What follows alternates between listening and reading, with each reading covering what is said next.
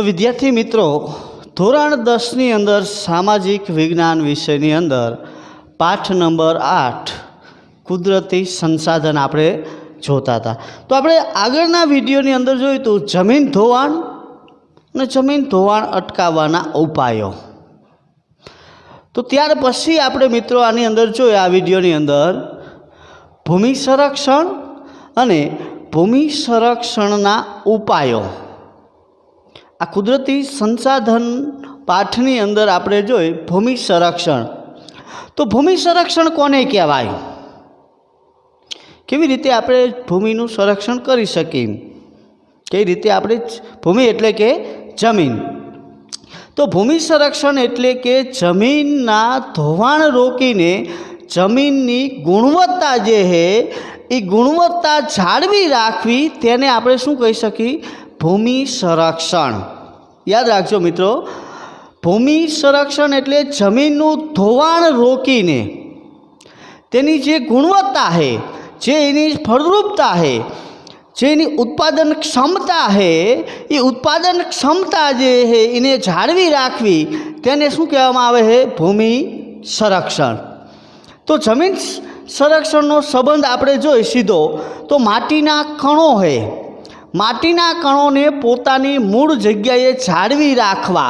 माटीना जे कणो है ए माटीना कणोने तेनी मूळ जग्याए जाळवी राखवा, एटले के ज्यां माटीना कणो पड़ेला है ए माटीना कणोने पवन के वरसाद द्वारा, वरसादना पाणी द्वारा एक स्थळेथी बीजा स्थळे एटले के स्थानांतर न थाय अने अहींया पड्या रहे, एटले एने मूळ जग्याए जाळवी राखवा आवो अर्थ पण आपणे करी शकीए के एक जग्याएथी बीजी जग्याए माटीना कणो नथी जता, एटले भूमि संरक्षण शुं कहेवाय, अहींया थेलुं गणाय। तो विश्वमां आपणे जोई तो आपणे भारतनी जमीन जोई तो 8 प्रकारनी है। तो आखा विश्वनी अंदर आपणे जोई मित्रों तो विश्वनी अंदर जमीनना जे प्रकारो, जमीनना जे ढोळाव, एनी ऊंचाई, रण विस्तार, समुद्र किनारो बधुं अलग अलग जोवा मळे है।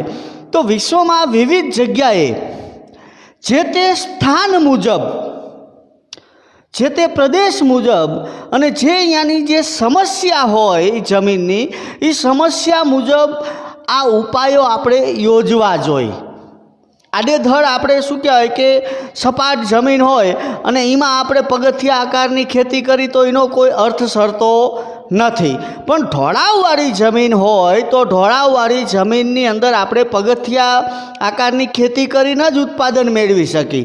एने आपणे शुं कहेवाय के सपाट जमीन घोड़े सीधું पाणीनी अंदर रोकाતું નથી અને सीधું પણ એની અંદર આપણને ઉત્પાદન પણ એટલું નથી મળતું। એટલે વિશ્વની અંદર જે તે સ્થાન અને જે એની સમસ્યા હોય એ સમસ્યા મુજબ અહીંયા આપણે ઉપાયો કરવા જોઈએ। તો ભૂમિ સંરક્ષણ ન થાય તો તેની પૂર્વી જે શક્યતા છે, પૂરની જે શક્યતા છે એ પૂરની શક્યતા વધતી જાય છે અને आ पूरनी शक्यता वधे एटले आपणे जाणीए के जानमालनी सलामती जे है एनी सामे जोखम ऊभुं थाय छे। आपणे जाणीए के घणी वखत अतिशय वरसादना कारणे पूरनी जे परिस्थिति रही ए विकट बनती होय अने नीचाणवाळा प्रांतो के आ प्रांतो खाली करावा पड़ता होय, घणा बधा गामो डूबनी अंदर होय। आपणे आवुं जाणेलुं जोयुं होय, टीवी अंदर तमे जोता हशो, पेपरनी अंदर, छापानी अंदर तमे आवुं वाँचता हशो। तो मित्रों जो भूमि संरक्षणनी बाबतमां आपणे तकेदारी राखी होय तो शुं कहेवाय के पूरनी शक्यता है ए पूरनी शक्यताने आपणे निवारी शकीए। वृक्षारोपण द्वारा, आडबंधो द्वारा वगैरे द्वारा आपणे पूरनो प्रकोप जे रह्यो एने आपणे धीमो पाड़ी शकीए। एनाथी जे नुकसान थाय है, जानमालनी जे नुकसानी है ए जानमालनी नुकसानी ने आपणे थोड़ा घणा अंशे आपणे अटकावी शकीए ए चोक्कस छे। एटले भूमि संरक्षण ए खूब ज महत्वनुं है। हवे आपणे अहींया जोईशुं भूमि संरक्षणना उपायो। तो जंगलों आच्छादनने कारणे तेना मूळ जे है ए जमीनना कणोने जकड़ी राखे है। आपणे आगळ जोयुं हतुं अने आपणे बधा जाणीए કે જંગલો જે રહ્યા એ જંગલોની અંદર જમીનનું ધોવાણ ઓછું થાય. શું કામ? કે અહીંયા વૃક્ષની હાજરી છે. વૃક્ષની હાજરી હોય એટલે શું થાય, જે માટીના કણો રહ્યા એને એ જકડી રાખે છે. એટલે પૂર સાથે કે પવન સાથે એ માટીના કણો એક સ્થળેથી બીજા સ્થળે નથી જતા. એટલે સ્વાભાવિક છે કે અહીંયા ભૂમિનું સંરક્ષણ થાય છે. એમ પછી નદીના કોતરો હોય અને પહાડી ઢોળાવ હોય તો એવા ઢોળાવો ઉપર વૃક્ષારોપણ કરવું કે જેના કારણે ભૂમિ સંરક્ષણ થઈ શકે. નદીના કોતરો હોય, અતિશય પૂર આવે, આવી પરિસ્થિતિ સર્જાય, જો અહીંયા વૃક્ષારોપણ કરેલું હોય તો જે કોતરો છે એની ભેખડો જે નદીની અંદર ધસતી હોય એ શું થશે, વૃક્ષોના કારણે એના મૂળ માટીના કણોને જકડી રાખે છે. એટલે સ્વાભાવિક છે કે એ જે શું કહેવાય કે આ જે કોતરો રહે એ નદીની અંદર ધસતી અટકશે.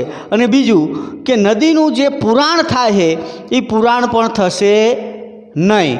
અને નદીની કોતર નદીમાં ધસી પડે એટલે સ્વાભાવિક છે કે એનું પાણી જે રહ્યું એ આજુબાજુના સારા વિસ્તારની અંદર ફરી વળતું હોય.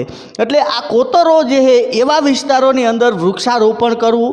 પછી પહાડી ઢોળાવો હોય તો પહાડી ઢોળાવો ઉપર આપણે જાણીએ કે વર્ષા ઋતુ દરમિયાન પાણી જે રહ્યું એ ઝડપથી આવતું હોય. જો અહીંયા વૃક્ષારોપણ કરવામાં આવે તો સ્વાભાવિક છે કે પાણી જે રહ્યું એ થોડા ઘણા અંશે અટકશે.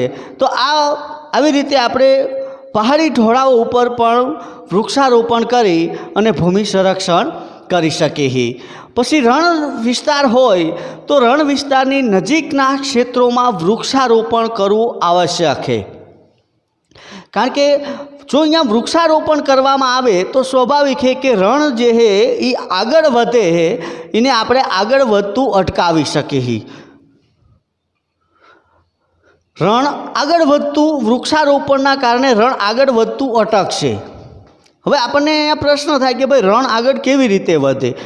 પવન દ્વારા અથવા તો શું કહેવાય કે વર્ષા ઋતુ દરમિયાન વધારે વરસાદ થાય તો માટીના કણો જે રહ્યા એ કણો પાણી સાથે વહે, અથવા તો વધારે પવન હોય તો એ પવન સાથે ઉડી અને માટીના કણો જે રહ્યા એ જે આપણી ફળદ્રુપ જમીન હોય એ ફળદ્રુપ જમીનમાં આવી અને ઉડી અને પડતા હોય.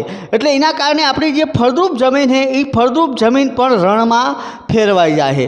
જો એની જગ્યાએ આપણે અહીંયા વૃક્ષારોપણ કરેલું હોય એટલે કે એના આડા વૃક્ષો હોય તો સ્વાભાવિક છે કે એ જે કણો રહ્યા એ કણો ઉડી અને ઝડપથી સીધા ફળદ્રુપ જમીનની અંદર આવી શકશે નહીં. એટલે કે વૃક્ષો એને રોકશે. એટલે સ્વાભાવિક છે કે રણ વિસ્તાર જે રહ્યો એ આગળ વધતો શું થશે, અટકશે. અને રણ વિસ્તાર જે રહ્યો એ આપણે તાત્કાલિક નથી જોઈ શકતા કે ભાઈ હાલો આજ આટલું એક વર્ષમાં આટલું રણ આગળ વધ્યું, બીજા વર્ષમાં આટલું વધ્યું. નહીં, રણ આગળ કે વધે છે પણ ધીમે ધીમે એના ઘણા બધા વર્ષો થાય છે. પછી આપણને ખબર પડે કે આ રણ પહેલાં આટલા વિસ્તારની અંદર હતું અને હવે આટલા થઈ ચૂક્યું છે એમ. એટલે જો રણ વિસ્તારની નજીક વૃક્ષારોપણ કરેલું હોય, દાખલા તરીકે રણ વિસ્તારની આજુબાજુ ત્યાં જે છે એ કાંટાળી વનસ્પતિઓ વાવેલી હોય, બાવર બોયડી છે, થોર છે, ખીજડો છે વગેરે વાવેલા હોય તો સ્વાભાવિક છે કે એના જે રણ છે એ રણને આગળ વધતું આપણે અટકાવી શકીએ. પછી નદીઓના પૂર જ્યારે હોય, નદીઓના પૂર જે ચોમાસાની ઋતુ દરમિયાન આપણે જાણીએ કે નદીઓમાં અવારનવાર પૂર આવતા હોય, તો આ પૂરને રોકવા માટે થઈ અને તે પૂરને અન્ય નદીઓમાં વાળવા જોઈએ જેમાં પાણીની ક્ષમતા વધારે હોય એવી નદીઓની અંદર નદીના બીજા ફાંટાને વાળી દેવામાં આવે. અથવા તો જે સૂકી નદીઓ હોય એ સૂકી નદીઓ ભરી અને આ પૂરને આપણે અંકુશમાં લઈ શકીએ. દાખલા તરીકે આપણે જોઈએ, તમે 9મા ધોરણમાં ભણી ગયા હો ઉત્તર ભારતની નદીઓ અને દક્ષિણ ભારતની નદીઓ. તો ઉત્તર ભારતની નદીઓ કેવી છે, 12માસી છે. જ્યારે દક્ષિણ ભારતની જે નદીઓ રહે એ કેવી છે, હંગામી એટલે કે મોસમી નદીઓ હોય. એમાં ચોમાસાની ઋતુ દરમિયાન જ પાણી આપણને જોવા મળે અને વધીને શિયાળામાં, ઉનાળામાં પાણીનું એટલું બધું વહેતું જોવા મળતું નથી. એટલે ઉત્તર ભારતની અંદર આપણે જોઈએ તો કોસી નદી ઉદાહરણ તરીકે આપણે લઈએ તો કોસી નદીની અંદર અવારનવાર પૂરની પરિસ્થિતિ સર્જાય, જેના કારણે આસામ અને બિહારના જે લોકો હોય અહીંયા એ લોકોને વધારે પ્રમાણમાં જાનમાલની હાનિ થાય.